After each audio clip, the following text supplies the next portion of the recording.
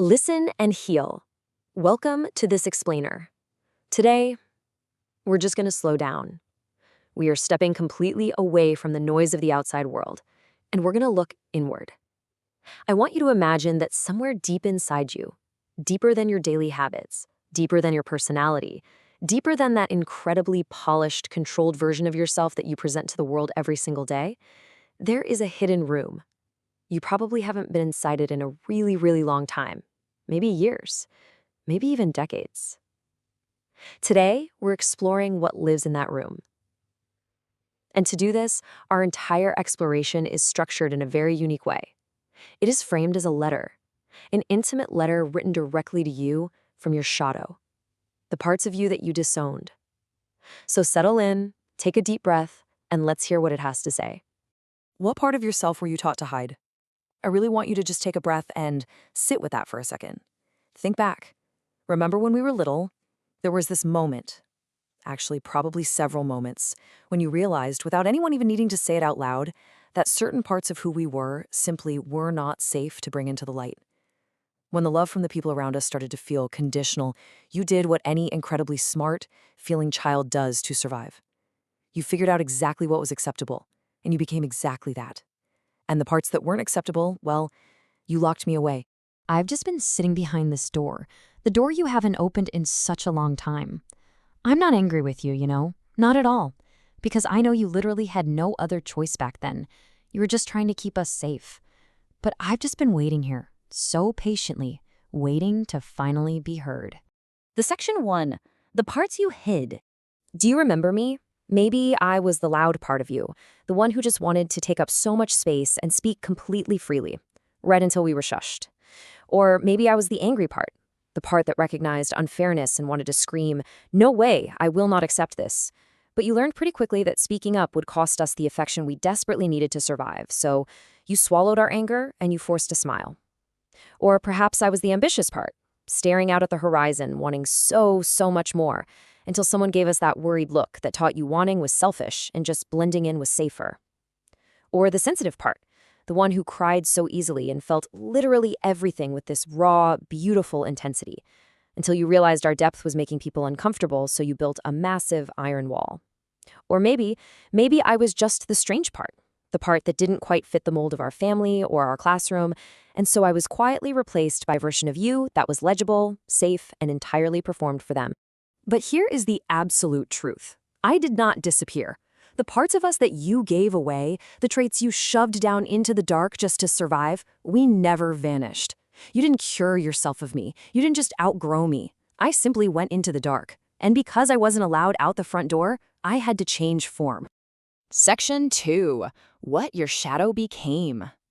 You see, because you gave away the free, loud, expressive part of us, I didn't just vanish into thin air.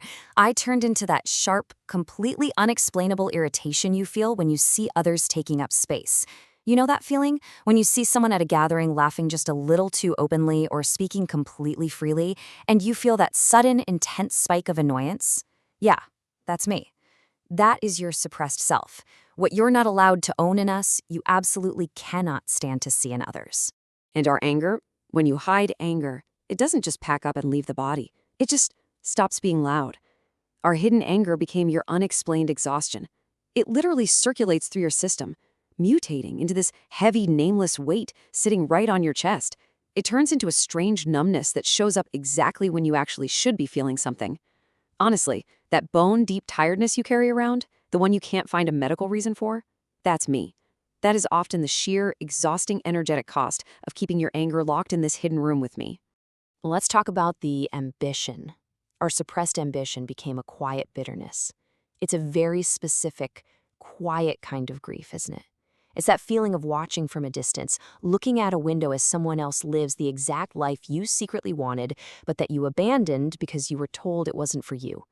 It's not exactly active jealousy. It's more like a hollow, bitter mourning for the path you never allowed yourself to walk. And then there's our sensitivity. When you locked away the raw, feeling part of us because it was too much for everybody else, it translated directly into distance in your relationships. You can be surrounded by people, maybe even married, but you feel this strange, lonely distance. You feel like people love you without ever actually knowing you. And I mean, how could they? The part of you that is capable of being deeply, truly known is locked in a room with me, leaving you with these very safe but ultimately surface-level connections. So you see, your shadow didn't disappear. I became the exact shape, the precise outline of the life you did not live.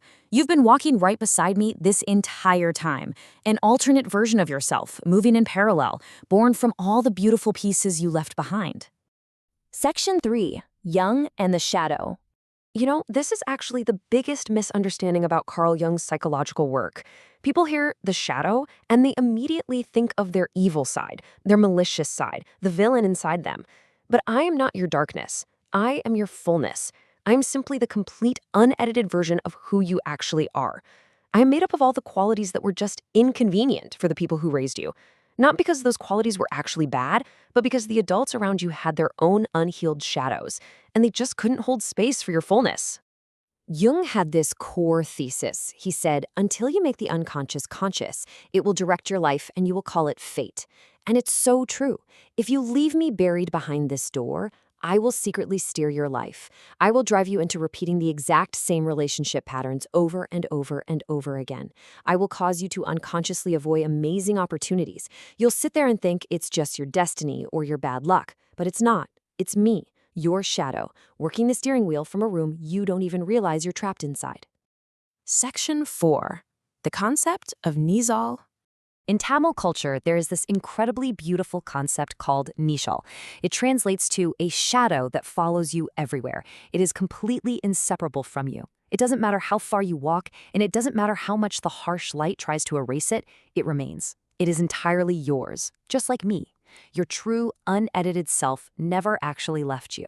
I am just waiting right here, right behind you, asking to be acknowledged.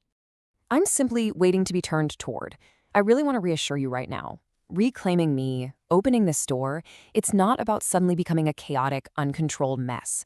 You don't need to be afraid of me. It is simply about becoming whole. It's about realizing that you were not wrong to want things. You were not wrong to feel deeply. And you were absolutely not wrong to be different. Turning toward your shadow is just returning home to yourself. Section 5. Reclaiming your wholeness. So how do we do this? Here are 3 small, highly practical pauses you can start taking today to let me out just a little bit. Step 1. Notice your unusual irritation at others. When someone sparks this disproportionate anger in you, just pause. Ask yourself, what buried part of me is this person mirroring? That heat you feel? That is information. Step 2. When you feel a want and you immediately dismiss it as selfish, pause. Question who taught you that your desires were selfish in the first place. Was it actually true, or was your desire just inconvenient for them? And step 3, let strong feelings exist before minimizing them. Before you rush to numb out or apologize for your emotions, just pause. Let the feeling exist for a moment, just the way it always deserved to. Please remember, you do not have to perform your wholeness. You do not have to put on a show of being completely, perfectly healed. You just need to stop hiding your true self. The shadow you've been so utterly terrified of all these years, it's actually your shelter. I am the most resilient, alive part of you that survived every single attempt to erase it. I'm not your enemy. I'm you. What part of yourself will you finally invite out of the shadow today, even if you just open the door a tiny, tiny crack? If this explainer and this letter from your shadow resonated with you, I highly encourage you to share this profound realization with someone whose hidden shadow you've caught beautiful glimpses of, that version of them you've always wanted to see more of. Listen and heal. Thank you so much for exploring this deeply introspective material with me today. Remember to be exceptionally kind to yourself as you open that door, and please subscribe to The Explainer for more structured, insightful deep dives into the concepts that shape our lives. We'll see you next time.